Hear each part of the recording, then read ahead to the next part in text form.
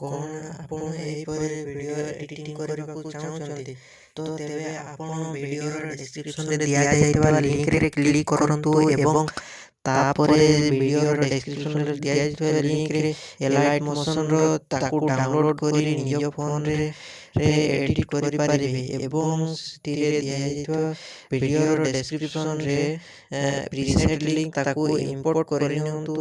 ତାପରେ ସେଥିରେ ଆପଣ ଯାହା କିଛି ଚେଞ୍ଜ କରିବାକୁ ଚାହୁଁଛନ୍ତି ତାହା ଚେଞ୍ଜ କରିପାରିବେ ଏବଂ ନ ଚେଞ୍ଜ କରି ମଧ୍ୟ ଆପଣ ତାକୁ ସିଧା ଡାଉନଲୋଡ଼ କରିପାରିବେ।